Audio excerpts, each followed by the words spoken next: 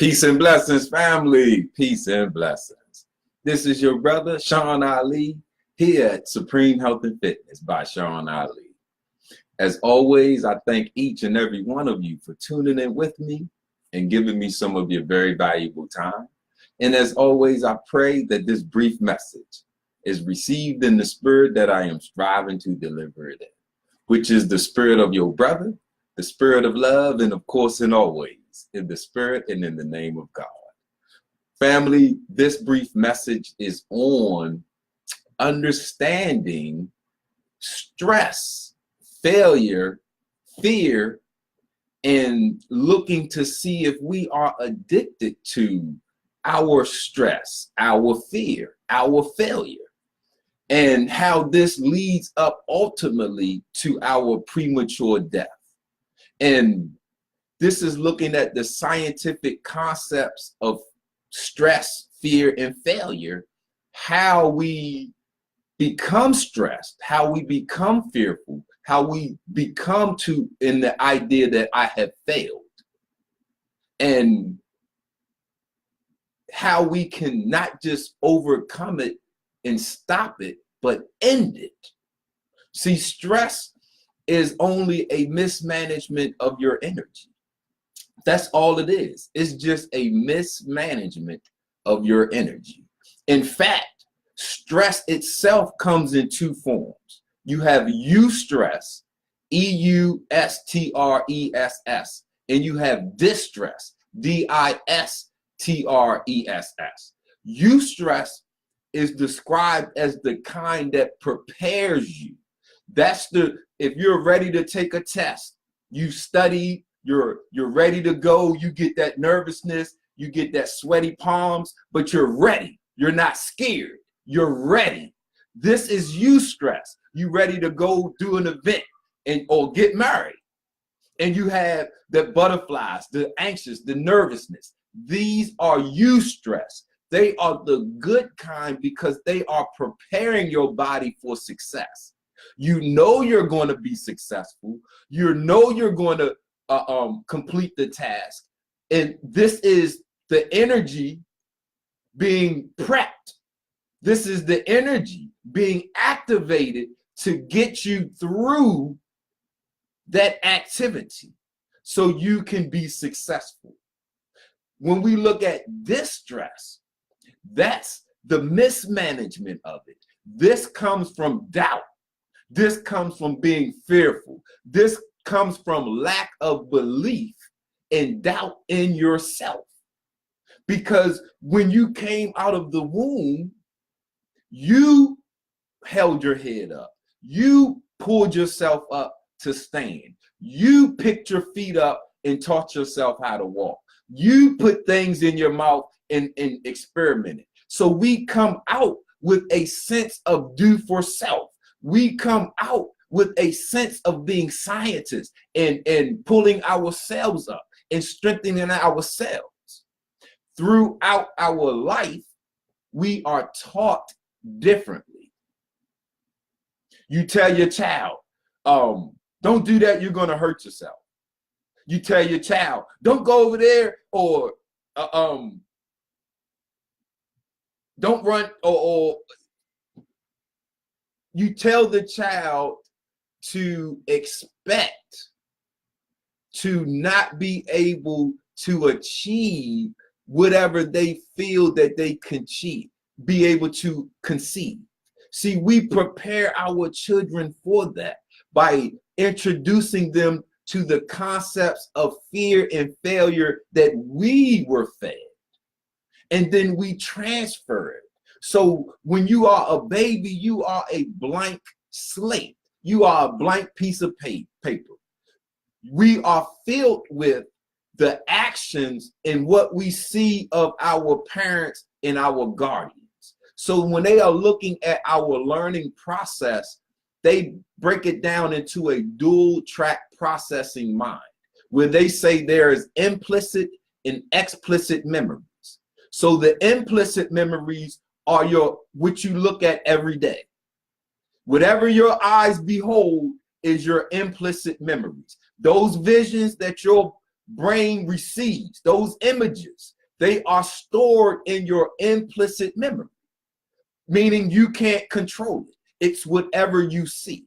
So when you are a child and you saw somebody stub their toe on the table and grab it and say, ow, when that's, you created an implicit memory. When you grow and stub your toe, we repeat it. We repeat what we saw, and then we create an explicit memory. That's the memory that you create. So see, now when we are looking at fear, failure, anger, self-doubt, stress, most of these are passed on actions. You watch your mom and dad drive and you see them cussing out the drivers and yelling and doing this. So when you, that's an implicit memory. When you go to get behind the wheel, you repeat the behavior that you saw, that you were taught, and you create an explicit memory of anger. You create an explicit memory of stress, because unfortunately, these are the examples that we have. We don't have a lot of examples of love, of peace, of accomplishment, of intelligence. We don't, unfortunately, that's just what it is. So it is a cycle of fear. It is a cycle of anger. It is a cycle of self-doubt. It is a cycle of lack of love. It is, we become addicted to the cycle. Then we find ourselves in a situation where we always fail. We find ourselves in a situation where we always become stressed out. We find ourselves in a situation where we are always end up angry. Then we ask ourselves, why me? Why me? Why me? Man, why is it always me? See, this is the loop. In science, they call it emotional hijacking. See, when our brains work under stress, when it's under stress, this creates the flight or fight mechanism, or activates the fight or flight mechanism in our brain. When we are under distress, not eustress, but distress to be exact, when we create a distress inside ourselves, whether it's anger, fear, self-doubt, whatever that distressful situation is, it activates the flight or fight mechanism in our brain, which involves our emotional part, our amygdala. Okay, now your rational part is your cerebral cortex, your thinking part. That reacts slower. So if, for instance, if you see a snake, or if you are walking and you see something that you think is a snake, your emotional, that amygdala, that fight or flight part of your brain will cause you to run and react. And then after you are clear of the situation, now your cerebral cortex will activate and you can think, well, did I really see a snake? Then you go back and it was just the stick. Or if you hear a gunshot, or what you think is a gunshot, your amygdala, the fight or flight, will cause your body to react before you can really register what the sound is. So you will flee because your body is designed to preserve itself. Your body is designed to preserve itself even if you don't want it. So whenever there is a perceived danger or distress, your body takes over. The sympathetic system takes over, and now you are under an emotional response, because that reacts instantaneously. Your cerebral cortex, that reacts within minutes later, because your body wants to save itself. And if you get in the way with thinking, your body might not be able to save itself. So the emotional reaction is quicker. But when we place ourselves under distress, this is made up in your mind. Nobody, when we place ourselves under distress, this is completely made up in your mind. When you see or encounter a stressful situation, usually there is an end. So if you see, or what you think you see is a snake, once you get free from that perceived danger, then that action stops. But when you are under distress, this is completely in your mind. There is no end unless you change your mind. So when we are under anger, when we are under fear, when we are under anxiety, and all of these low emotions, that's completely in your mind. So there can almost is no shut off. This what makes it so dangerous, because the perceived thought is here. The perceived danger is here. There is no real perceived danger to overcome. So you become emotionally hijacked because that energy can't leave. So the sign for a crazy person is like this. See, so when you look at your brain and you look at how it works, right? So you have the first is the sensory data. This is what you see or perceive. This comes in, and this data is immediately sent to your amygdala. Once your amygdala registers, now this data will be sent to the cortex to allow you to discern it and to think about it. The amygdala does quick threat assessments. And if the amygdala perceives a threat, it will block the signal to your cerebral cortex as long as the threat exists. And now you will be under an unthinking emotional response. This is how, so when that action comes in, it goes first to your amygdala. Then from there, it goes to your cerebral cortex. If you have, as long as the threat exists, your amygdala will block it. It will block that signal from going to your thinking part of your brain. This is what this is why the danger of stress and anger and fear is so deadly and leads to premature death. Because as long as you perceive fear, your amygdala is activated. Your fight or flight is activated. You are pumping adrenaline and cortisol in your body. You are under a state of stress.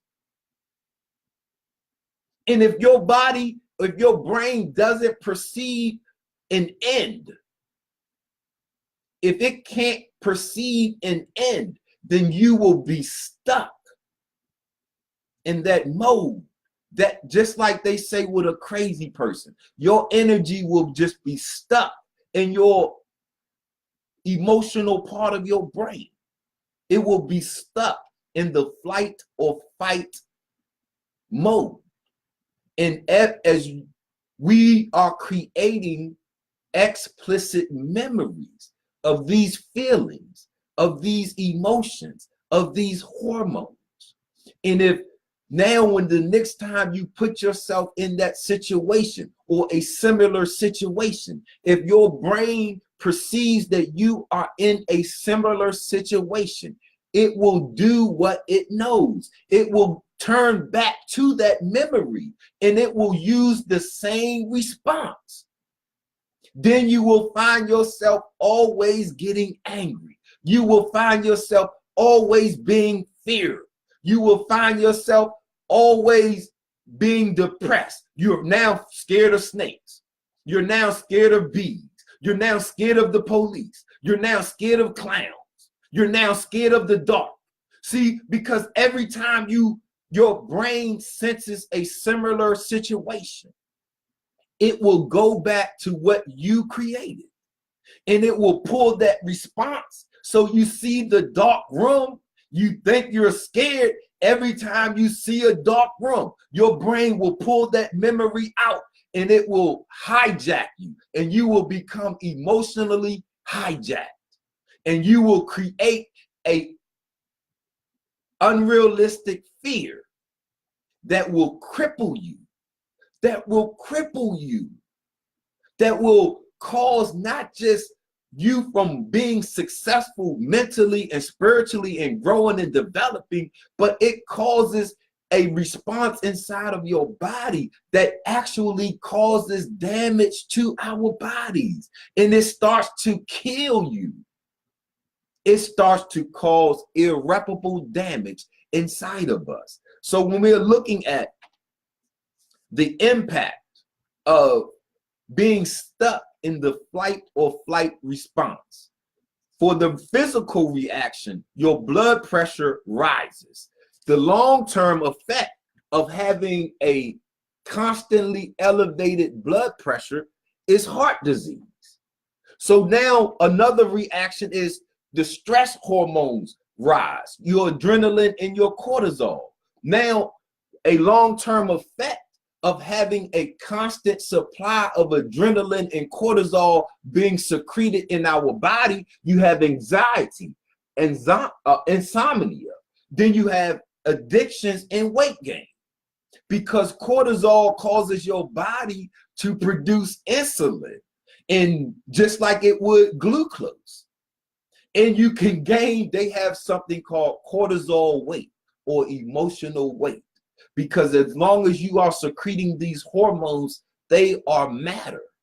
And if this matter isn't released outside of you, now you are collecting, and they call it cortisol weight, hormone weight. Now you have digestive system slows down. One of the responses from being under the fight or flight, it causes your digestive system to slow. One of the long-term effects of having a slow digestive system is your gastrointestinal problems. So now you have growth and sex hormones fail, because when you are under stress, when you are under that flight or fight, your body doesn't need, it shuts down any system and organ and tissue that's not related to stress. That's your muscle. It converts all of your energy into your muscles. It converts all of your energy to your heart to get you through the danger. So it shuts down your digestive system. It shuts down your reproductive system. It shuts down all of the systems in your body that it does not need to get through the danger. So every time that you put your body under distress, you are literally shutting down your body. So now, and look at the women. You have reproductive cancers on a rise, breast cancer, but all kind of vaginal cancers on a rise. And when we look at stress, when you put yourself under a stressful situation, you shut down your reproductive system. You're literally killing it. It's not sleep. Your reproductive system is either operating or it's not. When you are under stress, your reproductive system is off. It's off. If you are fearful, angry, depressed, under anxiety, you have shut off your reproductive system. What does this mean? That blood and oxygen and nutrients aren't flowing to it. Blood, oxygen, and nutrients aren't flowing to it. Your body is conserving all energy, all blood, all oxygen, all nutrients to your muscles to get you through the stress. That's why you become so tense. That's why we become locked in these positions when we are stressed. And you feel it in your muscles, they are tight. You feel it. And we are killing ourselves. So when we are looking at growth and sex hormones fail from being activated and stuck in emotional hijacking, a long-term effect of that is premature aging. Your body is no longer secreting the hormones that make you a man or the hormones that make you a woman. So now you have premature aging. Another one, your immune system shuts down. And that's from the cause of stress. It shuts down your immune system. One of the long-term effects of having an immune system shut down is infectious diseases and cancers. The only way we can get sick is if we have a compromised immune system. The fastest way to compromise your immune system is stress, because as soon as you think you are stressed, your immune system is cut off. Your body doesn't need your immune system when you are in danger. It doesn't need your immune system when it thinks you are in danger. So as soon as you create a distressful thought, as soon as you create the distressful thought, it causes your body to shut down your immune system immediately because it doesn't need it. Now, when you look at stress and diseases, this is why stress is so prevalent in the causes of diseases. This is why stress is a major factor in cancer, in AIDS, in lupus, in arthritis, in autoimmune diseases. Because as soon as you perceive the danger, the anger, the fear, your immune system is cut off. Your digestive system is cut off. Your reproductive system is cut off. Your endocrine system is cut off. All of these other systems are cut off, and all of your energy is devoted to your heart and your muscles. So now you have heart damage. You have family. When we are looking at understanding stress, fear, anger, and how to not just stop it, but to overcome it and end it, it's all here. What we do has a corresponding effect on our physical body. If you think you are in a state of fear, you have to think that. Nobody can tell you you are fearful. You have to say to yourself, I'm scared. If you are angry, nobody can tell you you're angry. You have to say, I'm angry. If you're sad, depressed, nobody can say you are sad and depressed. These are you describing yourself in your life, in your situation. As soon as you do, that activates your flight or fight part of your brain, your amygdala. And as long as you perceive the fear, as long as you perceive the anger, the sadness, the anxiety, it is shutting down the thinking part of your brain. And you are literally emotionally hijacked. And as long as you are under this state of distress, it will lead and cause your premature death. And we become addicted. That's why you always find yourself ending up arguing. You always find yourself losing a job. You always find yourself not having a successful interview. You always find yourself asking, why me? Why me? Why is it me? Why am I always going through this? Why is this always happening to me? But we don't understand that because we are addicted to the responses of stress, fear, anger, and anxiety, that we always place ourselves in a situation where we will be stressed. If you know driving to work stresses you out, and you continue to drive the same route, the same way to work, you are addicted to your stress because you are not doing anything to change it. So you are unconsciously placing yourself back into a stressful situation so you can get your fix because you are addicted. If you see yourself always arguing and it's always the same thing that causes the argument, That's not that person. That's you, always looking for that stressor, always looking for that trigger so you can stress yourself out so you can get your fix, because you are addicted to your stress. If you always yell, talking about y'all getting on my nerves, y'all making me do this, y'all making me do that. No, nobody can make you do anything. That's you finding and looking for something that will kick your amygdala, that will cause your body to be emotionally hijacked so you can get your fix. Because we don't have the love, we don't have the peace, we don't have the self-assuredness, we don't have the knowledge of self, we don't have and know how to create these positives, so we just feed on the negative. So family, is a brief, get your book, The Science of Thought, Art of Thinking, a manual for rising above emotions. And this breaks down the concepts of the brain and the mind and how the different concepts of how we think. So we can at least have a picture and an understanding of how we think, so we can avoid being emotionally hijacked, so you can rescue yourself.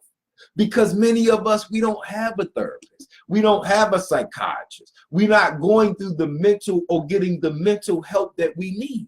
So here it is right here, where you can get your mental health at home in the comfort in your own hands. The Science of Thought and the Art of Thinking, a manual for rising above emotions so that you can rescue yourself. Why? Because stress is at the root cause of every sickness and disease and cause of premature death. And as your brother, I want you to save yourself, because nobody else can save you, because your stress is your idea. If you go to the hospital and they take your vitals, this is why vitals are so important, your blood pressure and your heart rate, because they let you know your mindset. Because your blood pressure, your vitals are basically the numbers of your mindset. If you are a stressed out individual, you will have high numbers. If you are leading a peaceful lifestyle, then your vitals will be low. And if you, just like if you go to your doctors or the hospital, if your vitals are too high, they will not even let you leave. If your vitals are too high, they will not let you leave. But listen, for those that have high blood pressure, that have already been diagnosed with hypertension and have the blood pressure pills, listen to me now. When you are at the hospital and they take your vitals, right? If your numbers come back too high, what do? If you go and they take your vitals, and if your numbers come back too high, what do? Do they give you something to drink? Do they give you a pill? Do they give you food? Or do they tell you to sit there and calm down and breathe? They tell you to sit there. And then within 15 to 20 minutes or 30 minutes later, they will check your blood pressure again. If it's still too high, they will tell you to sit and relax some more. See, your blood pressure, your vitals, they are the numbers to your mindset. They will let you know what type of mindset you have. If you have high elevated stress in your mind, when they take your vitals, your numbers will be high and elevated. If you have a peace of mind, if you have a relaxed mind, if you have a lifestyle that is peaceful and healthy, when you go to take your blood pressure, when they look at your vitals, they will see numbers that correspond. They will be low numbers. You will indicating that you are not stressing yourself out. Why are the vitals so important? That's the only thing they check. They check your heartbeat, your blood pressure, and your oxygen level. These are your vitals. That means that's what they use to determine your life or your death. If they think you are dead, they check your vitals. Well, check to see if they got a pulse or if they are breathing. If you have a pulse or breathing, you are alive. So your vitals are the numbers to your life or your death. They will let you know if you are on the journey to your abundant life or if you are on the path to your premature death. This is your mindset. When you look at the readout of these numbers, they are your mindset. They will let you know if you are under distress or under eustress. They will let you know if you are living a healthy lifestyle or if you are living an unhealthy lifestyle. They will let you know if you are causing your own death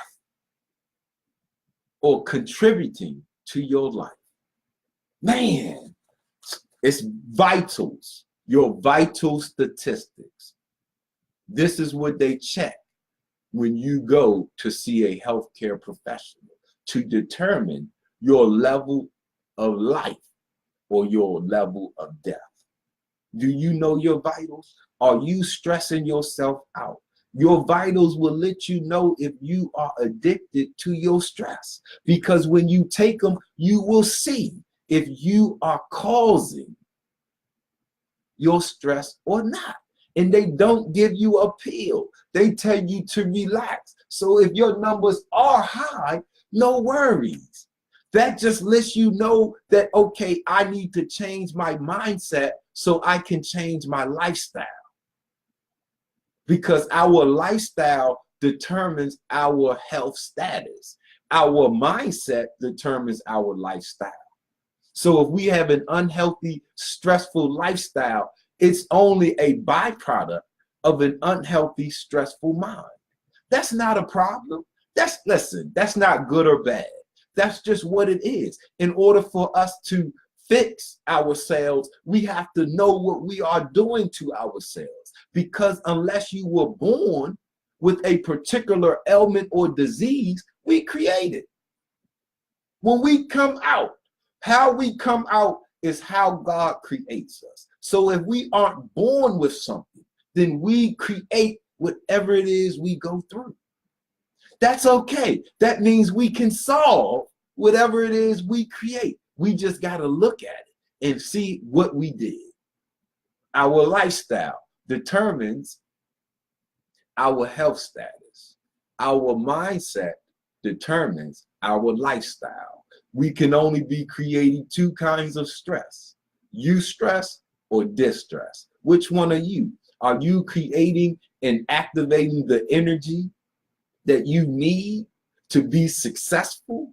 Or are you activating the destructive, corrosive, acidic energy that's causing you to fail? See, you either going to become addicted to your eustress or you are going to become addicted to your distress. It's up to you. That's your memories on what you create. So now that you know that you may be addicted to failure, that's why you always fail. That you might be addicted to anger, that's why I'm always angry. You might be addicted to fear, that's why I'm always so fearful. Now all we have to do is read or create new explicit memories. So now I create a memory of me being successful. I create a memory of me being fearless. I create a memory of me being happy. I create a memory of me being strong. And I will change the flow of energy in me from unhealthy to healthy. And I will, instead of destroying my life, I will be building it so that I can successfully enjoy my abundant life. That's up to you, family. That's completely up to you. Thank you for tuning in with me and giving me some of your valuable time. As always, I pray that this brief message was received in the spirit that I was striving to deliver it in. the spirit of your brother, spirit of love, and of course, and always, in the spirit and in the name of God. Family, have a great day. May you produce the idea, the action potential. May you produce the idea that will propel your body to your success, that will allow you to create your heaven and to set yourself in it at once. Woo! Man, I love you, family. Peace.